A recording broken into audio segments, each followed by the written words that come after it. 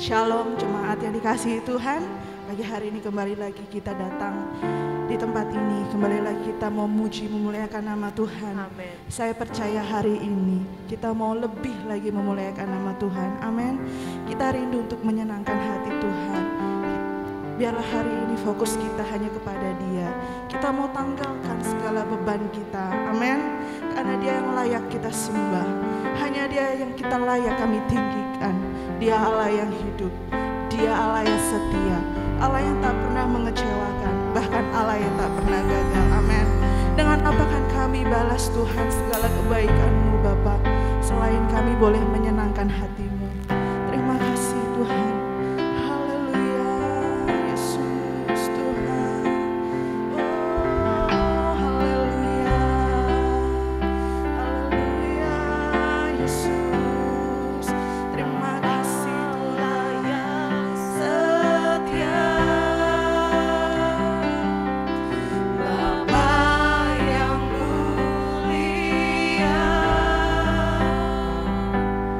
Kasih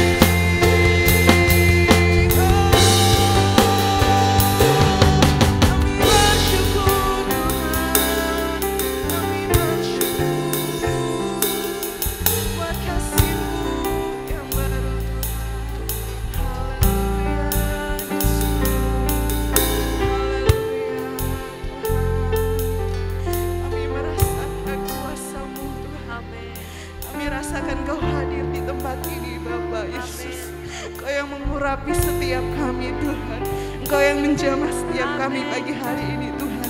Kami percaya Tuhan, ketika kami datang Tuhan, kami pulang membawa sukacita Tuhan. Kami pulang membawa damai sejahtera. Kami pulang membawa terjadi pemulihan Tuhan. Kami pulang membawa kemenangan Tuhan. Terima kasih Tuhan, terima kasih Bapa yang baik. Kami serahkan hari ini semuanya ke dalam tangan-Mu Tuhan. Engkau yang memimpin ibadah kami Tuhan dari awal, pertengahan hingga akhir Tuhan.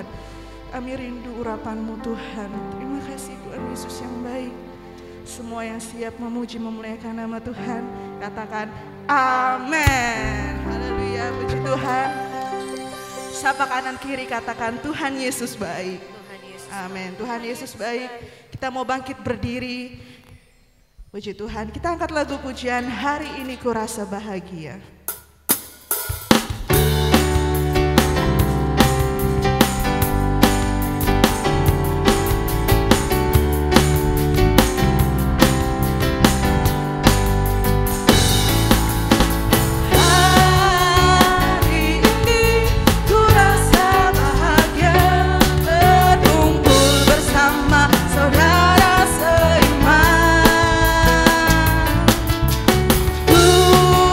Tuhan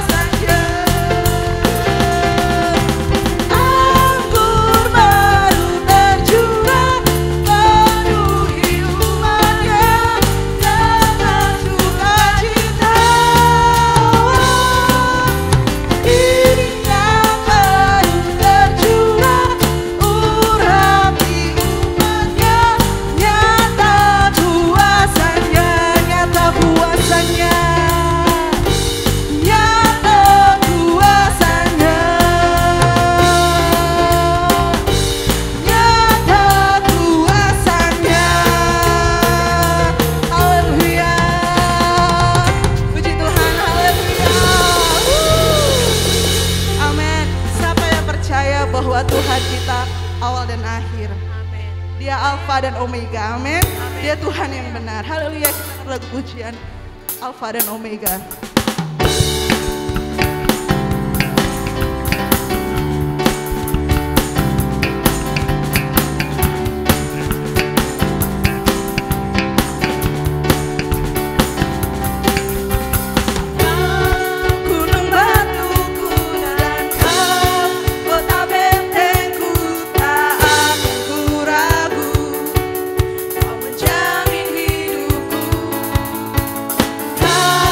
That's right.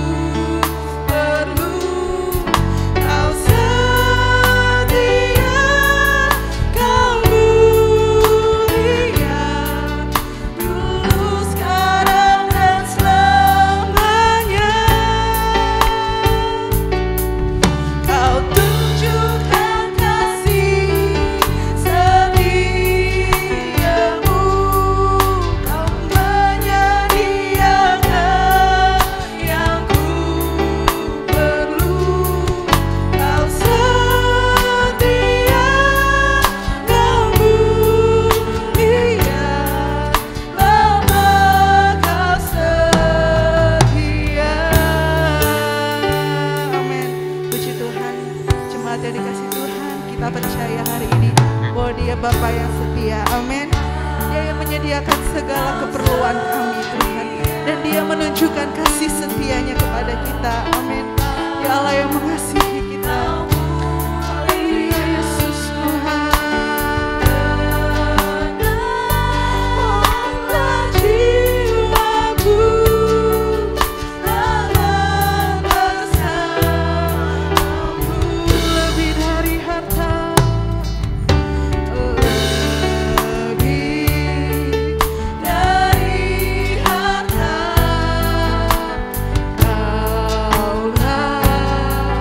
Segala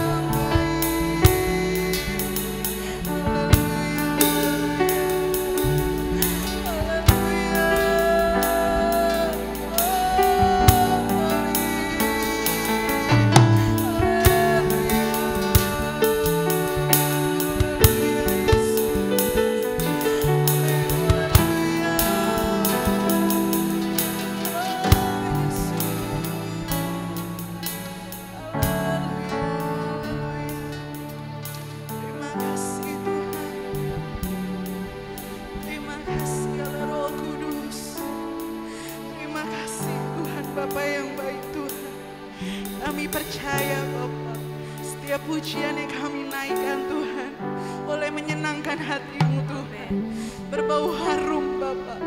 Terima kasih Tuhan Yesus, terima kasih Tuhan. Sebentar kami akan mau mendengarkan kebenaran daripada firman-Mu Bapak. Kau yang mengurapi hamba-Mu Tuhan, Kau yang mau pakai hamba-Mu Tuhan. Bibirnya Tuhan Kau mau pakai Tuhan Yesus lebih lagi Bapa. Kau yang sembunyikan hamba-Mu di balik salib-Mu yang benar itu Tuhan. Kami percaya Tuhan, setiap kami Tuhan boleh mengerti kebenaran firman-Mu Tuhan. Kau yang mengurapi setiap kami juga Tuhan, agar kami boleh mengerti firman-Mu Tuhan. Terima kasih Tuhan Yesus yang baik, terima kasih Tuhan. Kami siap mendengarkan firman-Mu Tuhan. Haleluya. Amin.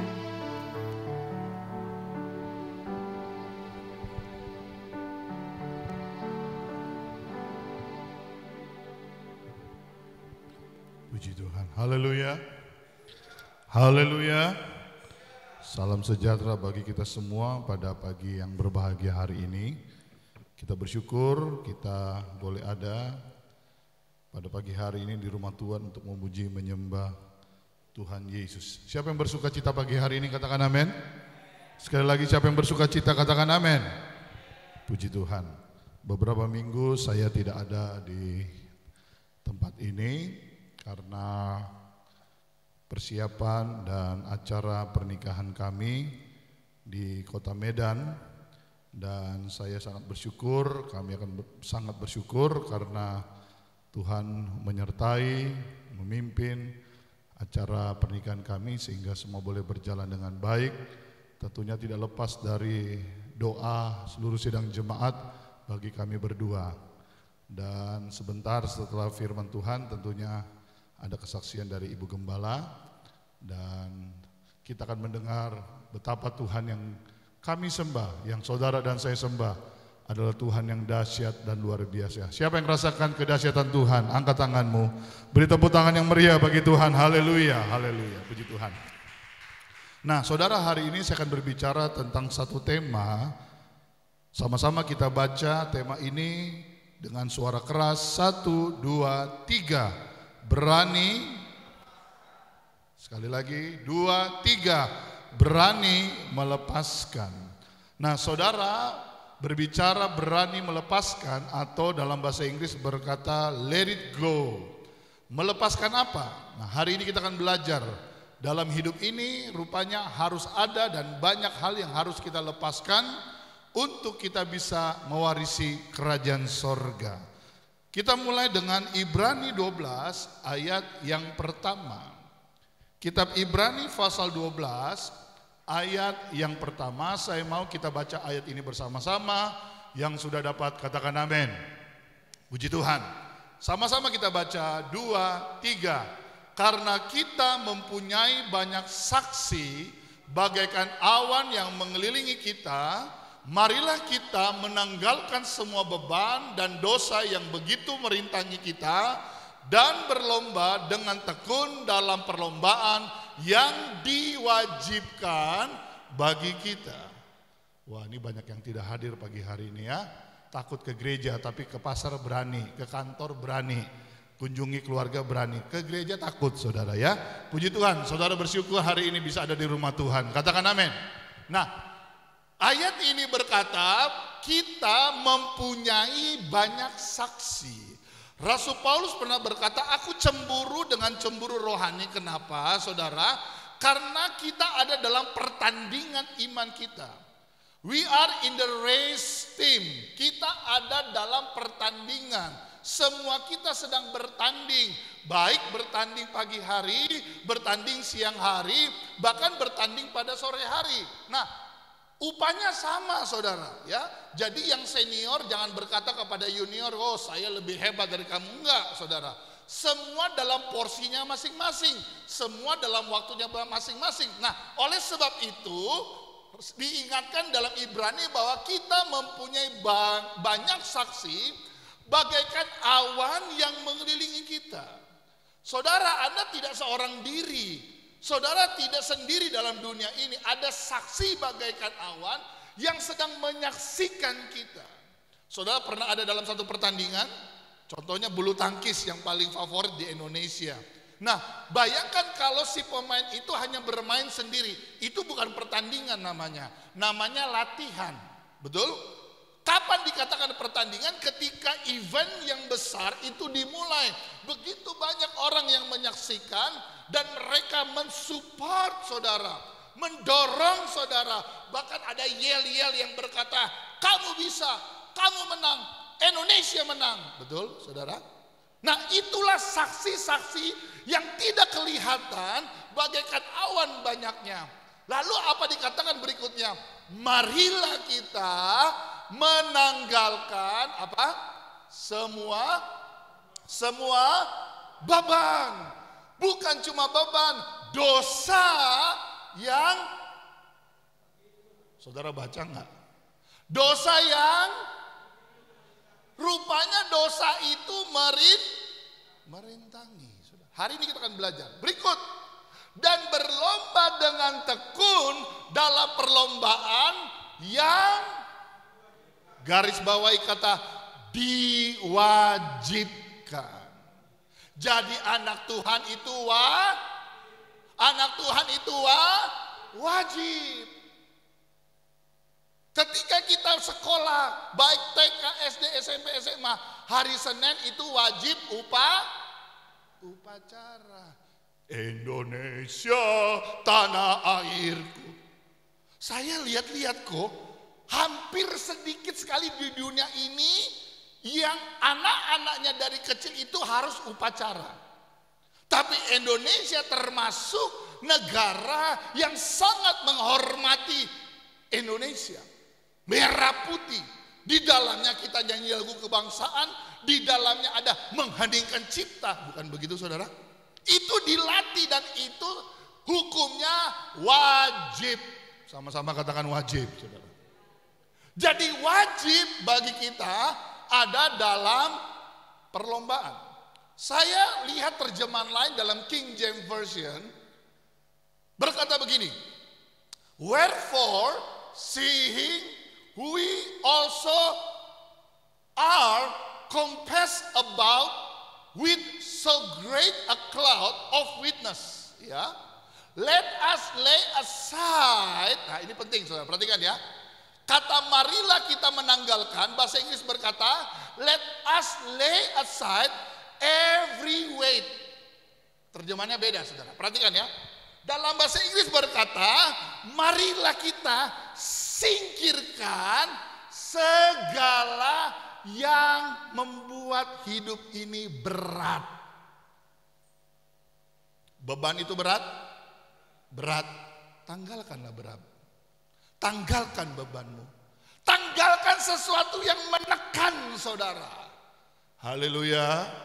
Saya tidak tahu masalah apa yang kau hadapi hari ini. Problema apa yang kau hadapi hari ini, pagi hari ini. Tanggalkan itu saudara. Lepaskan itu semua. Di dalam nama Yesus pagi hari ini ada mujizat. Katakan amin saudara. And the sin which do so easily beset us.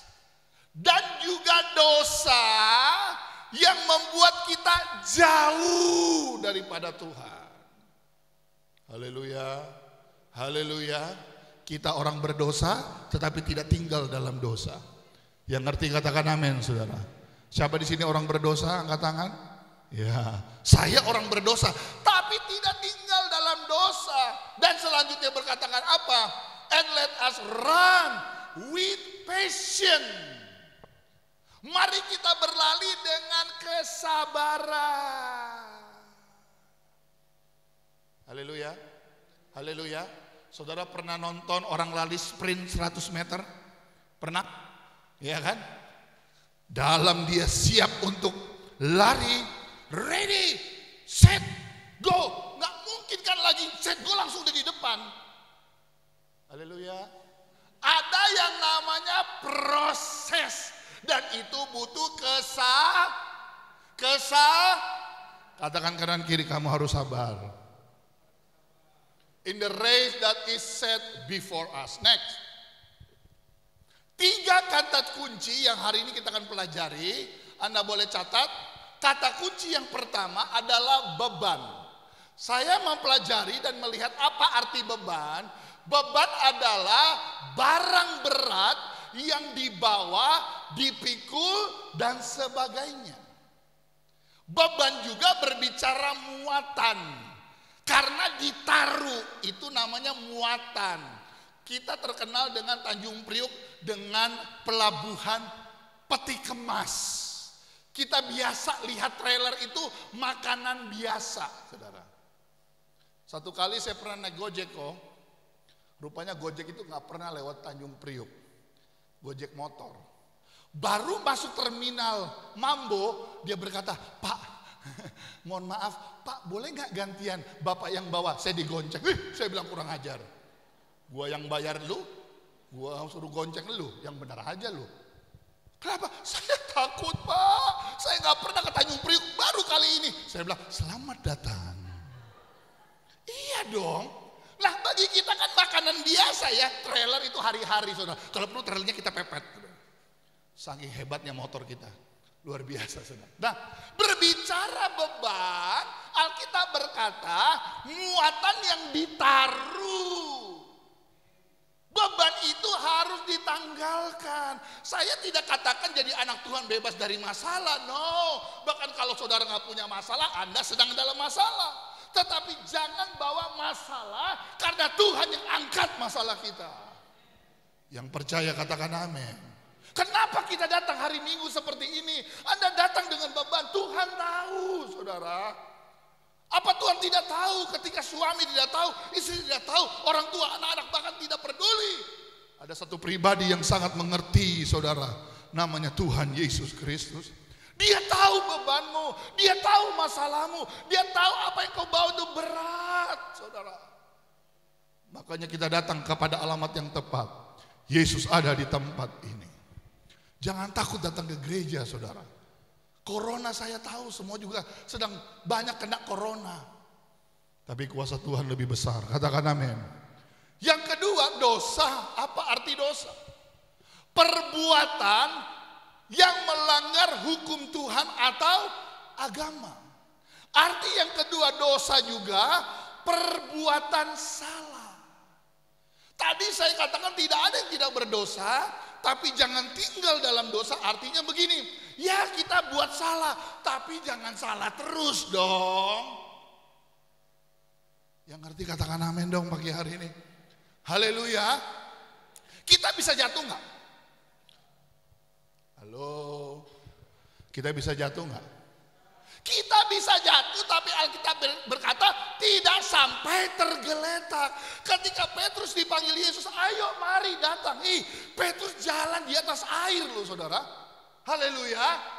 Walaupun banyak kritisi berkata, wah itu kan waktu itu angin selatan lagi bertiup, jadi airnya lagi surut. Kurang ajar, saudara. Para teolog memprediksikan waktu itu Yesus tidak di atas jalan air karena airnya cetek. Hati-hati dengan pengajaran akhir zaman. Berapa tahun yang lalu saya diundang di satu seminar. Judulnya menarik. Dengar ya. Apakah Yesus yang di Alkitab adalah Yesus yang kita sembah? Bayangkan, udah ada Alkitab masih dipertanyakan itu Yesus apa bukan? Gila nggak, saudara? Nah kalau yang di Alkitab yang kita percaya bukan Yesus, kita menyembah siapa? Orang kalau udah terlalu pinter, pikirannya mau disamakan dengan Tuhan. Ingat ayat Tuhan, firman Tuhan berkata, kepintaran manusia, kebodohannya Tuhan. Mau sok pinter tetap bego di hadapan Tuhan. Halo, haleluya, haleluya. Petrus jalan di atas air dan itu nyata, Alkitab catat. Tetapi karena dia nggak fokus, karena dia rasakan angin, dia rasakan gelombang, akhirnya dia Saudara bisa tenggelam? Saudara bisa tenggelam? Katakan kanan kiri, kamu bisa tenggelam. Haleluya. Pertanyaannya, tenggelam terus? Tenggelam terus? Ketika Petrus berkata, Tuhan tolonglah aku, Yesus tolonglah aku. Catat, Injil berkata, Yesus segera, tangan kanannya segera terulur. Pertolonganmu apa? Begitu. Pertolongannya begitu ajaib. Iya, kita berdosa, kita buat salah, kita masih manusia. Saya juga sebagai hamba Tuhan banyak kekurangan. Banyak hal yang mungkin bisa menyakiti jemaat, merugikan jemaat. Saya manusia, tapi jangan tinggal dalam kelemahan kita. Ayo bangkit. Gereja Tuhan harus bangkit. Jangan tinggal dalam kelemahan kita. Dan jangan jadi alasan, saya kan cuma manusia. Iya, dulu ketika kita tidak kenal Tuhan, dulu memang kita ngomongnya begitu. Tapi katakan hari ini, di tahun 2022, bersama Yesus aku lakukan perkara yang ajaib dan luar biasa. Itu arti dosa, perbuatan salah. Next. Sekarang kita baca Matius 18 ayat 8 dan 9. Ini ayat yang paling menakutkan, saudara. Orang gak suka baca ayat ini, tapi ada di Alkitab, ya. Jika tanganmu atau kakimu menyesatkan engkau, sama-sama katakan apa? Penggalah dan buanglah itu. Perhatikan, apa alasannya Tuhan harus menyuruh kita memenggal tangan kanan, kaki kita? Karena lebih baik bagimu masuk ke dalam hidup dengan tangan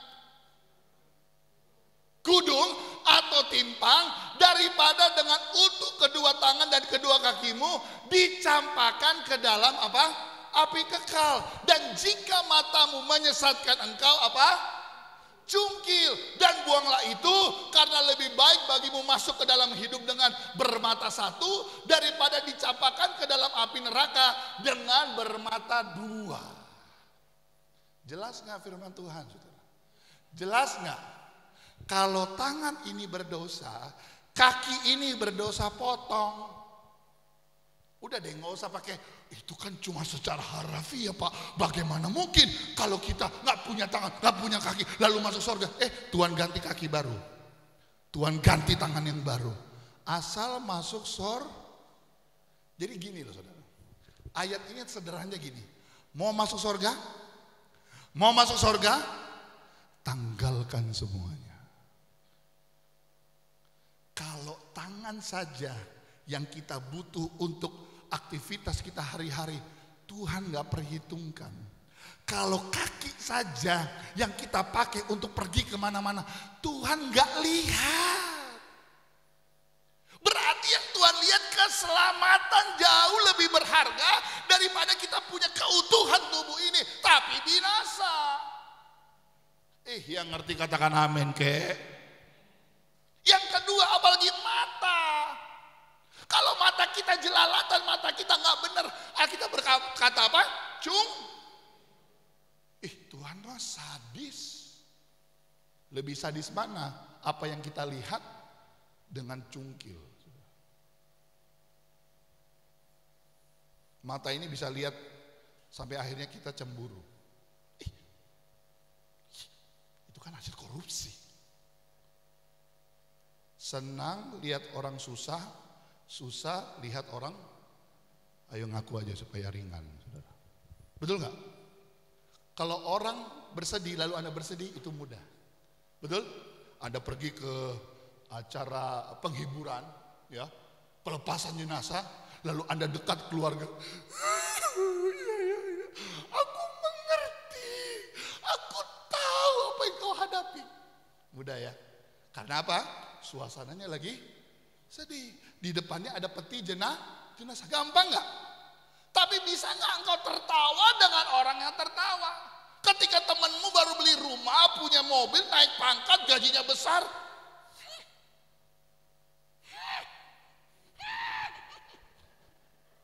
Pusing juga gua. Benar nggak? Sulit nggak? Kita merasa bahwa kayaknya dia nyanyiin gua. Haleluya, haleluya, Haleluya. Nah, kalau itu menyesatkan, Alkitab berkata, potong.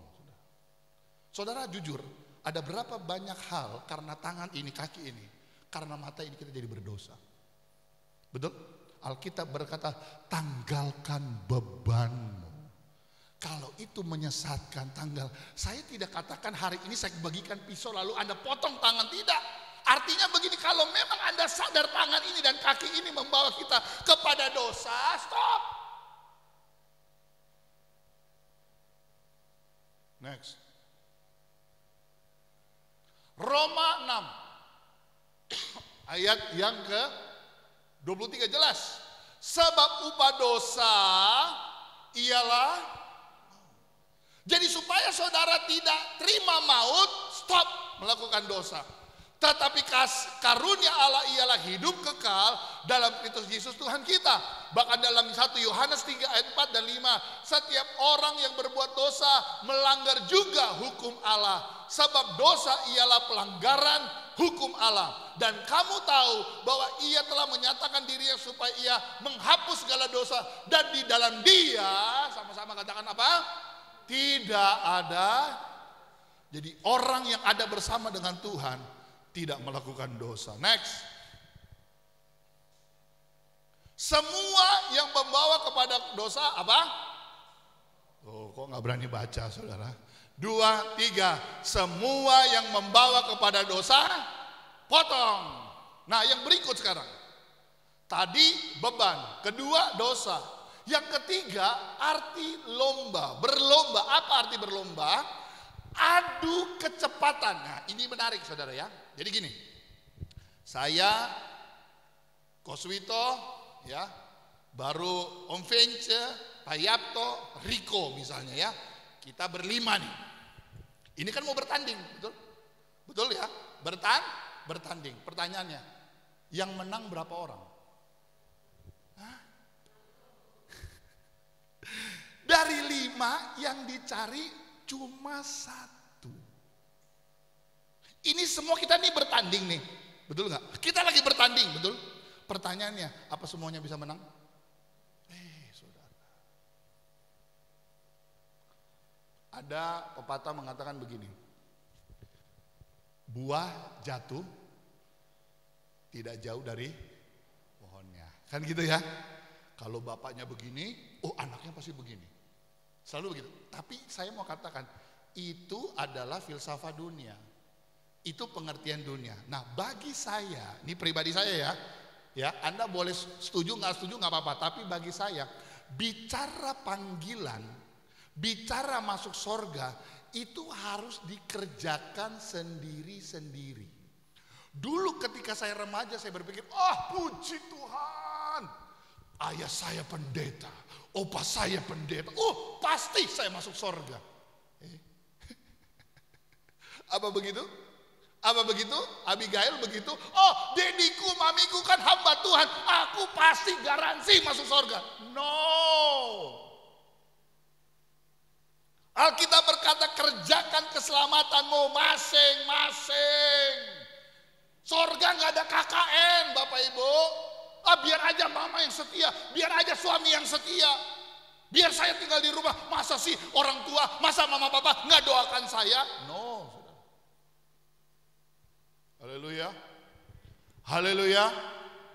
Kerjakan keselamatanmu masing-masing. Artinya begini, ayo dong kita berlomba bersama-sama. Suami ajak istrimu, istri ajak suamimu, orang tua ajak anak-anakmu.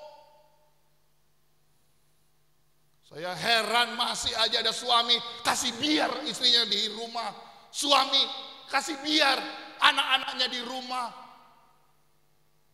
Saudara jangan egois, saudara. Tahun ini tema gereja kita 1 jiwa bawa 1 jiwa, saudara. Di mana suamimu? Di mana istrimu? Di mana orang tuamu? Apakah kita mau masuk surga sendiri aja? Dan kita berkata waktu kita terangkat, "Dadah papa." Muah. Kasihan. Ayo dong pikirkan orang lain juga, saudara. Haleluya. Bayangkan kalau gereja ini 1 jemaat bawa 1 jiwa, kita bikin ibadah 2 kali, saudara. Saya udah ngomong sama Ibu Gembala. Kalau gereja jam 8 penuh, kita muat jam 10. Amennya cuma Ibu Gembala, yang lain gak ada amen.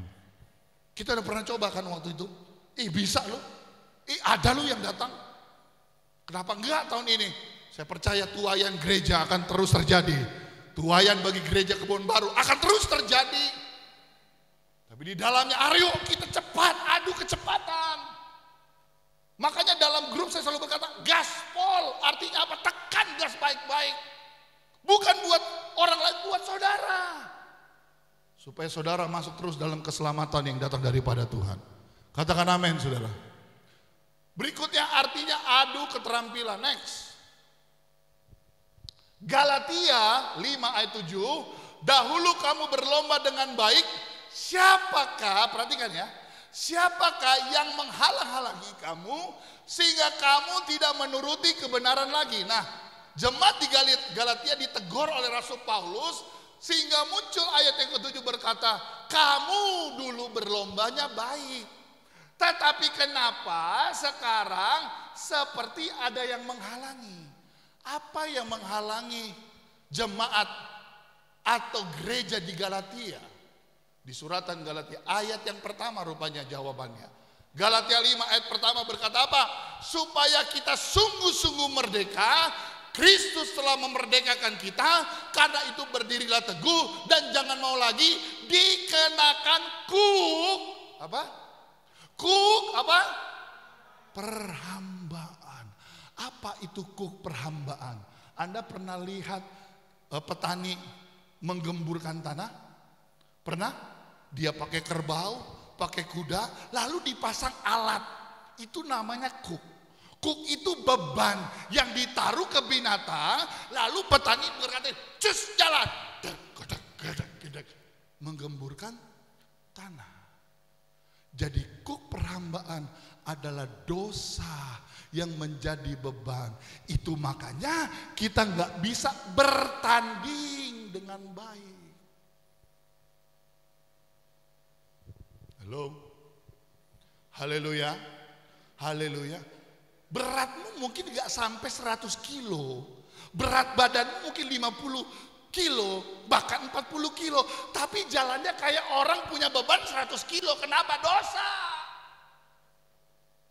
Karena kuk itu ada mengikat kita. Haleluya. Coba saya kasih contoh. Beberapa contoh. Next. Contoh tokoh-tokoh Alkitab yang berani melepaskan. Ya, yang pertama Abraham. Apa yang Abraham lakukan? Apa yang Abraham lepaskan? Lihat Kejadian 22 ayat 1 sampai 3. Kejadian 22 ayat 1 sampai 3. Setelah semuanya itu Allah apa? Mencoba Abraham, ia berfirman kepadanya, Abraham, lalu sahutnya, ya Tuhan, perhatikan ayat yang kedua. Firman-Nya, ambillah anakmu yang tunggal itu, yang engkau kasihi. Jadi anak Abraham bukan Ismail ya, tapi Ishak. Anakmu yang tunggal, yang engkau kasihi, yakni Ishak. Pergilah ke tanah Moria dan persembahkanlah dia di sana sebagai korban bakaran pada salah satu gunung yang akan kukatakan kepadamu. Saudara, kalau saudara terima firman seperti ini, apa respon saudara? Hah? Apa respon saudara? Misalnya Pak Yakub ya, ini contoh aja. Yakub Sunandar. Ini pagi-pagi saudara. Yes master.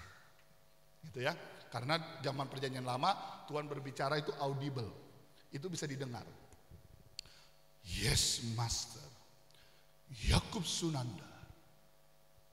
Apakah engkau mengasihi aku lebih dari segalanya? Oke. Sebentar pagi bawa Matius, korbankan dia.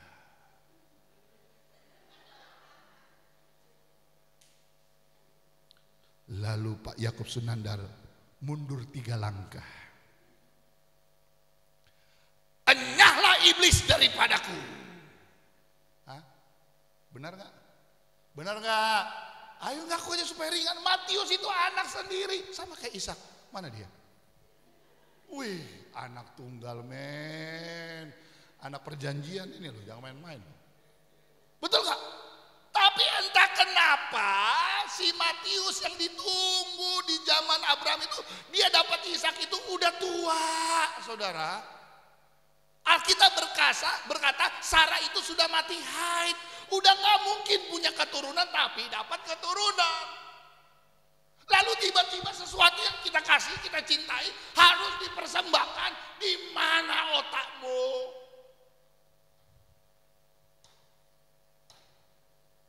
Ada haleluya. Ada haleluya jemaat.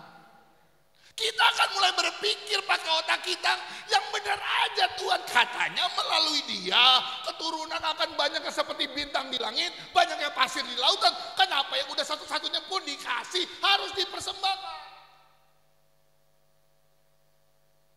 Oh saudara, saya kalau baca cerita ini saya nangis loh saudara. Saya terpukul saudara. Benar saudara. Kok bisa ya, kok Tuhan buat begini ya dalam hidupku? Ini udah tinggal terakhir. Saudara ingat janda di Sarfat? Minyak sedikit, tepung sedikit, sekali masak, makan mati. Tapi abdi Allah datang dan berkata, buat aku. Saya dulu. Di mana pikirannya? Apa Tuhan gak ngerti perasaan? Yang ngerti katakan amin. Apa responnya? Lihat ayat ketiga. Next. Keesokan harinya, pagi-pagi bangunlah Abraham. Ia memasang pelana ke keledainya dan memanggil 2 orang bujangnya beserta Ishak anaknya. Ia membelah juga kayu untuk korban. Lalu berangkatlah ia dan pergi ke tempat yang dikatakan Allah kepadanya. Dia apa yang dipikiran Abraham? Pagi-pagi bangun, dia dengar perintah, dia ambil kayu, dia potong. Yang dia lakukan adalah sedang membawa anaknya untuk ditikam.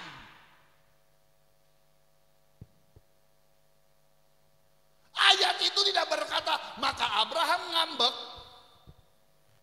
maka Abraham sakit hati. Maka Abraham tinggalkan Tuhannya, lalu bawa keluarganya kabur. Anak Tuhan sekarang kan model begitu. Sakit hati sedikit, kabur. Nggak dijawab, pergi.